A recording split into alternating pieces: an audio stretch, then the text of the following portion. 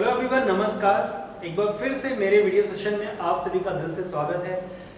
मैं आज आपको बताने वाला हूँ एडेड जूनियर हाई स्कूल की जो वैकेंसी है उसके बारे में कुछ इम्पोर्टेंट बातें बताना चाहूँगा।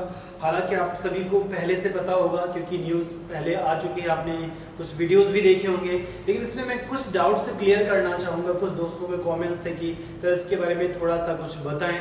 तो इस वैकेंसी के बारे में A to Z में बताऊँगा और इसकी तैयारी के लिए कैसे हम किताबें सेलेक्ट करें, क्या पढ़ें और इसका एग्जाम पैटर्न कैसा होगा, सिलेबस क्या होगा, ये सारी बातें बताऊंगा। तो चलिए शुरू करते हैं।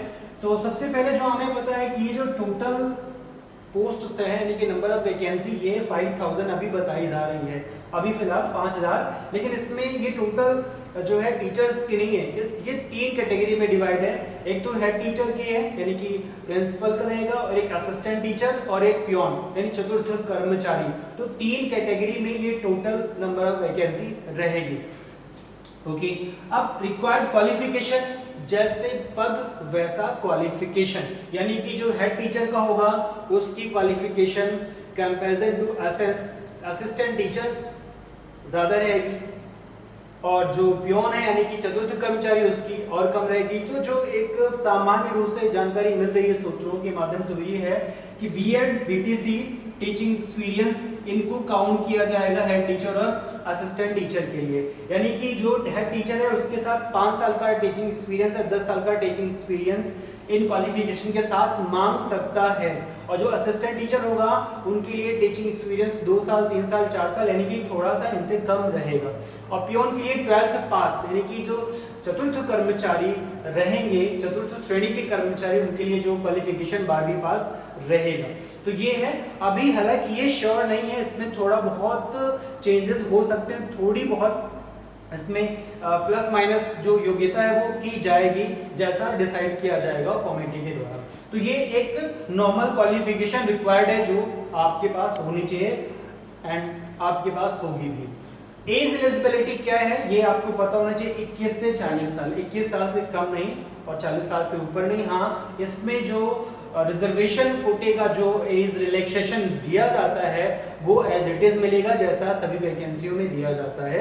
एससी एसटी ओबीसी को जो एज में रिलैक्सेशन मिलता है वैकेंसियों में वो मिलेगा, लेकिन जो अपर और लोअर लिमिट है वो 21 से 40 साल की है। सिलेक्शन प्रोसेस क्या होगा, जो सबसे जरूरी चीज है। तो सिलेक्शन प्रोसेस के लिए यहाँ पे सबसे नई चीज जो शुरू हो रही है एडेड जूनियर स्कूल में वो है रिटन एग्जाम।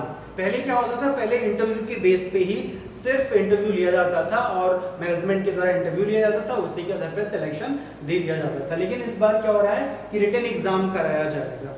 रिटन एग्जाम का क्या पैटर्न होगा ये थोड़ा सा समझने की जरूरत है। इंटरव्यू भी रहेगा, इसमें ऐसा कहा जा रहा है रिटन के बाद इंटरव्यू रखा जाएगा, या हो सकता है कि सिर्फ रिटन रहे इंटरव्यू ना रहे, लेकिन अभी मैं इसको श्योर नहीं कह सकता हूँ कि सिर्फ रिटन रहेगा, मे बी रिटन के बाद इंटरव्यू रखा जाए। तो रिटन में जो एग्जाम पैटर्न की मैं बात कर रहा हूँ, देखिए जूनियर हाई स्कूल में सब्जेक्ट वाइज वैकेंसियां आएंगी, जैसे कि मैथ्स गणित का आ जाएगा, साइंस का आ जाएगा, मतलब कि इंडिविजुअल सब्जेक्ट्स के टीचर की रिक्वायरमेंट होती है। वहां पे ओवरऑल प्राइमरी की तरह नहीं होता ना कि उसमें जो है सारे विषय पढ़ाना, वहां स्पेसिफिक जो है टीचर्स मैथ के, साइंस के, सोशल साइंस के।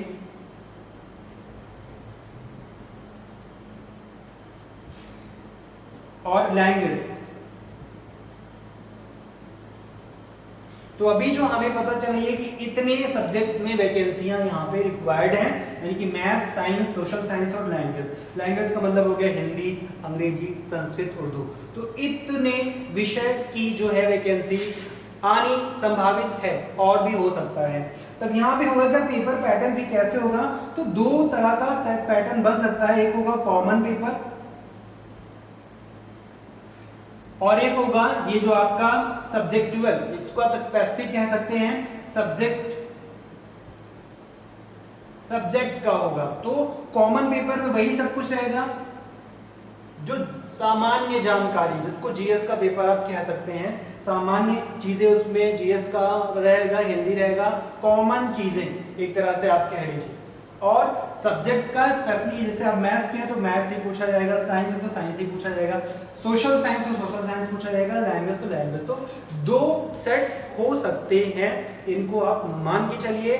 तो कॉमन का मतलब जितना आप सुपर टेट में तैयार करते थे, सुपर टेट यानी कि जो शिक्षक भर्ती परीक्षा अभी तक होती रही है वो तो पूछा ही जाएगा, मनोविज्ञान पूछा जाएगा, क्योंकि यहाँ पर भी बच्चों का ही कनेक्शन, हम बच्चों को ही पढ़ाने जा रहे हैं। स्कूल मैनेजमेंट, जीवन कौशल, समावेशी शिक्षा की कुछ चीजें जो जितने भी शैक्षिक कमेटियां रही हैं वो सारी चीजें इसमें पूछी जाएंगी।